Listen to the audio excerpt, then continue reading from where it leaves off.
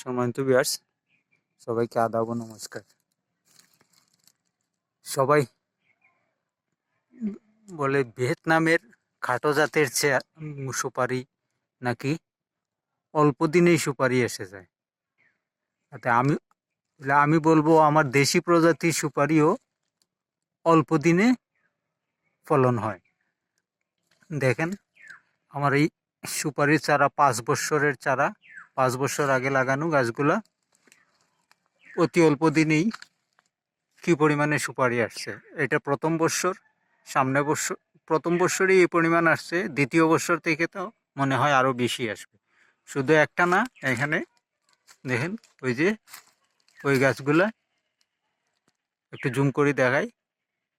এই দেখেন, প্রত্যেকটা মোটামুটি প্রায় প্রতিটা গাছেই এই গাছগুলা চারাগুলো 5 বছর আগে লাগানো। ভিয়েতনামের সুপারি যখন 4 বছর 5 বছরে আসতে পারে, তাহলে আমাদের দেশি প্রজাতির চারা কেন 4-5 বছরে আসবে না? শুধুমাত্র সঠিক পরিচর্যা এবং পর্যাপ্ত পরিমাণে আলো বাতাসের প্রয়োজন। যদি এগুলা সঠিকভাবে পায়, তাহলে আমাদের দেশি চারাও সুপারিও 4-5 বছরে ফলন হতে পারে। এই দেখেন প্রথম বছর, আগামী বছর থেকে এই প্রতিটা গাছে ভালো ফলন হবে আশা করি।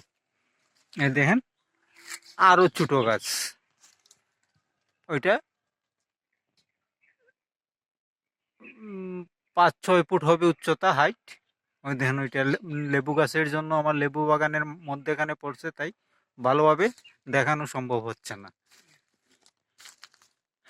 যতটুকু দেখতে পারতেছেন, জানি না কতটুকু দেখতে পারতেছেন, আশা করি মোটামুটি দেখা যাচ্ছে। এবার প্রথম বৎসরের কারণে একটু কম ফলন হয়েছে। আগামী বছর আশা করি ফলন ভালো হবে। দেখুন প্রতিটা গাছের বয়স 5 থেকে 6 বছর। এই দেখেন প্রথম হারভেস্ট, এই দেখেন এইমাত্র হারভেস্ট করা হয়েছে। এই দেখেন কি পরিমাণে সুপারি, প্রথম বছরই সুপারি সাইজও ভালো, দেশি প্রজাতির। শুধু যে ভিয়েতনামের চারা লাগাতে হবে ফলন ভালোর জন্য তা না, আমাদের দেশি প্রজাতির সুপারি পরিচর্যা, ঠিকমতো পরিচর্যা, আলো বাতাস পর্যাপ্ত থাকলে দেশি প্রজাতির সুপারিতেও ভালো ফলন সম্ভব। তাই আমি বলবো শুধু ভিয়েতনামের বিদেশি চারার দিকে নির্ভর না হয়ে আমাদের দেশি প্রজাতির চারাও রোপণ করুন সঠিকভাবে পরিচর্যা এবং পর্যাপ্ত আলো বাতাস দেন। আমাদের দেশি প্রজাতির চারাতেও ভালো ফলন হবে। আজ এ পর্যন্তই। সবাই ভালো থাকবেন, সুস্থ থাকবেন, আর আমার চ্যানেলটা একটু লাইক শেয়ার করে দিবেন। যারা সাবস্ক্রাইব করেন না, একটু সাবস্ক্রাইব করে আমার পাশে থাকবেন। ধন্যবাদ সবাইকে। ভালো থাকবেন, সুস্থ থাকবেন।